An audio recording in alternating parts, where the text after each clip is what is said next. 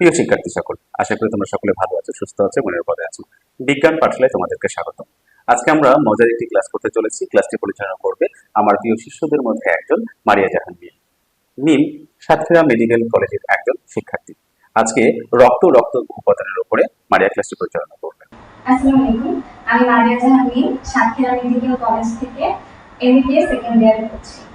আজকে আমরা রক্ত বিষয়ে সংক্ষিপ্ত আলোচনা করব।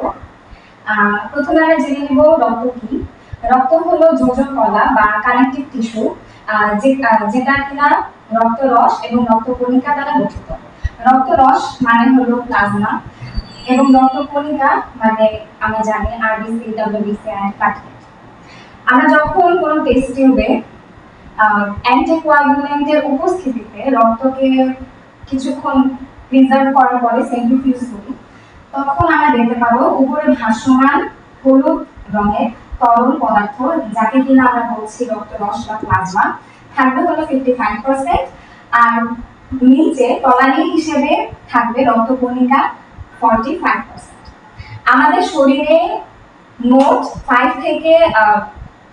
to 6 লিটার ব্লাড থাকে, তার মধ্যে অলমোস্ট 3 লিটার থাকবে প্লাজমা এবং 2 লিটার থাকবে রক্তরস। তো আমরা আগে জেনে নিব প্লাজমার মধ্যে কি কি পদার্থ থাকতে পারে। যেহেতু প্লাজমা তরল পদার্থ, তার মানে অবশ্যই প্লাজমায় থাকছে পানি।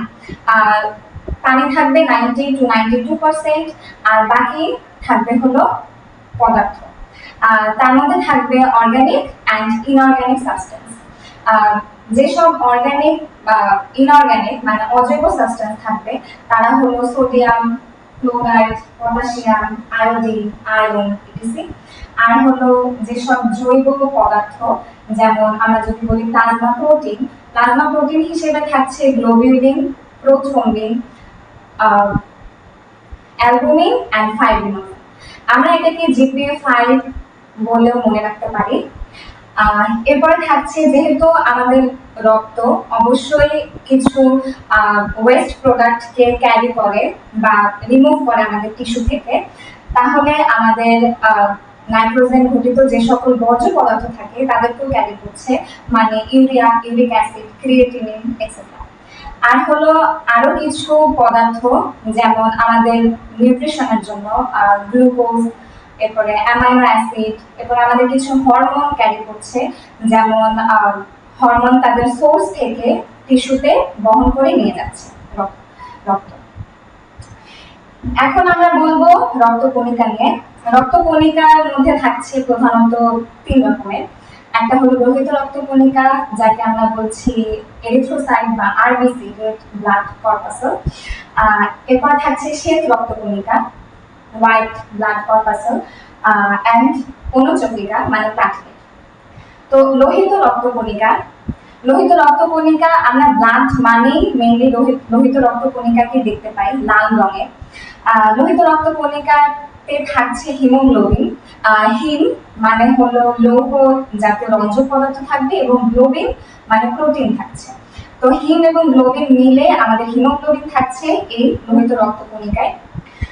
লোহিত রক্তকণিকা আমাদের ব্লাডের মধ্যে থাকছে অলমোস্ট,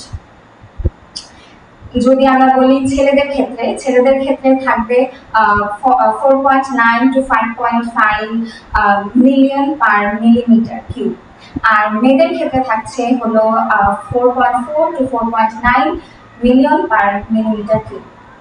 আর লোহিত রক্তকণিকার আয়ুষ্কাল বা লাইফ স্প্যান যাকে বলা হয়, সেটা হলো 120 দিন। এবং শ্বেত রক্তকণিকা মানে হলো ডব্লিউবিসি, হোয়াইট ব্লাড কর্পাসেল। তো এখানে থাকছে হলো এটা 2 ধরনের, একটা হলো দানাদার এবং আরেকটা হলো দানা বিহীন, অ্যাগ্রানুলোসাইট এন্ড গ্রানুলোসাইট। তো যেটা কিনা দানা বিহীন অর্থাৎ অ্যাগ্রানুলোসাইট, সেখানে থাকছে হলো মনোসাইট এন্ড লিম্ফোসাইট। মনোসাইট কি করছে? মনোসাইট হলো মেইনলি ফ্যাগোসাইটোসিস, মানে আমাদের শরীরের যত রকমের বাহিরের প্রোডাক্ট আসে, ফরেন পার্টিকেলস, এগুলোকে ধ্বংস করছে বা খেয়ে ফেলছে। আর লিম্ফোসাইট হলো আমাদের ইমিউন সিস্টেমটাকে নিয়ন্ত্রণ করে। এখানে থাকবে টি লিম্ফোসাইট এবং বি লিম্ফোসাইট। এবং থাকছে হলো গ্র্যানুলোসাইট মানে দানাদার। যেহেতু দানাদার সেহেতু আমরা যে কোনো দানাদার জিনিসকে যেমন ফিল করতে পারি, তাই এখানে থাকছে হলো ইউসিনোফিল, নিউট্রোফিল অ্যান্ড বেজোফিল। আমরা এই ফিল দিয়ে মনে রাখতে পারি গ্র্যানুলোসাইটকে।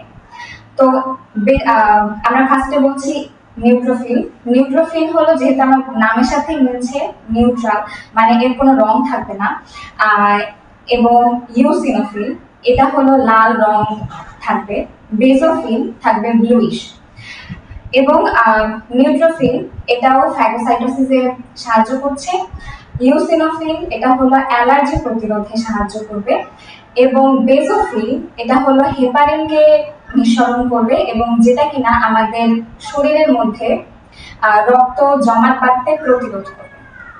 এরপরে আসছে অনুচক্রিকা। অনুচক্রিকা মেইনলি আমাদের কাজ করবে হলো রক্ত জমাতে হেল্প করবে। অনুচক্রিকা আমাদের প্লাটিলেট আমাদের শরীরে থাকছে 1.5 লাখ থেকে 4 লাখ মিলিমিটার কিউব, মিলিয়ন পার মিলি 1.5 লাখ থেকে 4 লাখ পার মিলিমিটার কিউব। তো অনুচক্রিকায় মেইনলি আমাদের এখন আমরা কথা বলবো ব্লাড ক্লটিং বা রক্ত জমাট নিয়ে। ব্লাড ক্লটিং এর আমাদের 13টি ফ্যাক্টর আছে, তার মধ্যে আমাদের মেইন 4টি ফ্যাক্টর আছে। সেই 4টি ফ্যাক্টরকে নিয়ে আমরা আলোচনা করব, যেমন fibrinogen, prothrombin, thromboplastin and calcium. প্রথমে যখন আমাদের কোথাও কেটে যায়, সেখান থেকে অবশ্যই রক্ত বাহিরে বের হয়ে আসে। তো বাতাসের সংস্পর্শে আমাদের হেপারিন, যেটা কিনা বেজোফিল থেকে সিক্রেট হচ্ছিল, তো সেটা নিষ্ক্রিয় হয়ে যায়। নিষ্ক্রিয় হওয়ার পরে আমাদের থ্রোম্বোসাইট থেকে থ্রোম্বোসাইট বিদীর্ণ হয়ে থ্রোম্বোপ্লাস্টিন নির্গত হয়। এরপরে এই থ্রোম্বোপ্লাস্টিন ক্যালসিয়াম এবং ক্লটিং ফ্যাক্টর 7, 8, 9, 10 এর সাহায্যে প্রোথ্রম্বিন, যেহেতু নিষ্ক্রিয় থাকে, তাকে সক্রিয় করে থ্রম্বিনে কনভার্ট করছে। এরপরে এই থ্রম্বিন আমাদের ফাইব্রিনোজেনকে ফাইব্রিন নামক কিছু মনোমারে পরিণত করছে, এবং সেই অনেকগুলো মনোমার মিলে পলিমার তৈরি হচ্ছে এবং একটি জাল তৈরি হচ্ছে।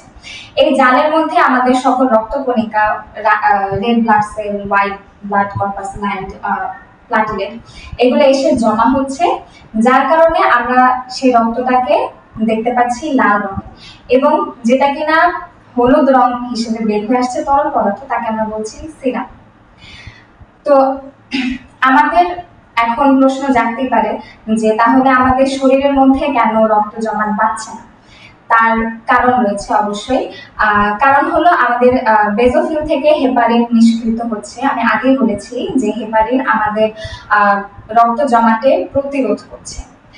এরপরে হলো আমাদের অনুচক্রিকা, শ্বেত রক্তকণিকা বা থ্রোম্বোসাইট যেহেতু বাতাসের সংস্পর্শে আসছে না, তার মানে সে বিদীর্ণ হয়ে থ্রোম্বোপ্লাস্টিনও নির্গত হচ্ছে না। তাই কোনো রকমের কোনো ক্লটিং প্রসেস হচ্ছে না। এবং আমাদের বডির মধ্যে ব্লাডের যে স্পিড বা গতি, তার কারণেও রক্ত জমাট বাঁধার কোনো প্রশ্ন উঠছে না। এরপরে হলো আমরা বলতে পারি যে রক্তকে কেন আমরা সেল বলছি না বা কোষ বলছি না, তার কারণ আমাদের রক্তের মধ্যে এমন কিছু কিছু প্রত্যেকটা রক্তে, যেমন লোহিত রক্তকণিকায় নিউক্লিয়াস নেই, এবং শ্বেত রক্তকণিকায় নিউক্লিয়াস আছে, কিন্তু অন্য হয়তো কোষের অন্য কোনো সাবস্টেন্স নেই। এই কারণে এই রক্ত কণিকাগুলোকে আমরা রক্তকোষ হিসেবে বলতে পারছি না। এটাই হলো আমার রক্ত সম্পর্কে সংক্ষিপ্ত আলোচনা। এতক্ষণ মনোযোগ দিয়ে আমার ক্লাস করার জন্য তোমাদের অনেক অনেক ধন্যবাদ। আসসালামু আলাইকুম। অবশ্যই সকলে অত্যন্ত সুন্দরভাবে ক্লাসটি উপভোগ করেছো। যদি ক্লাসটি তোমাদের ভালো লেগে থাকে তাহলে একটি লাইক, সাবস্ক্রাইব ও কমেন্টের মাধ্যমে বিজ্ঞান পাঠশালা চ্যানেলটিকে উৎসাহিত করবে। ধন্যবাদ সকলকে।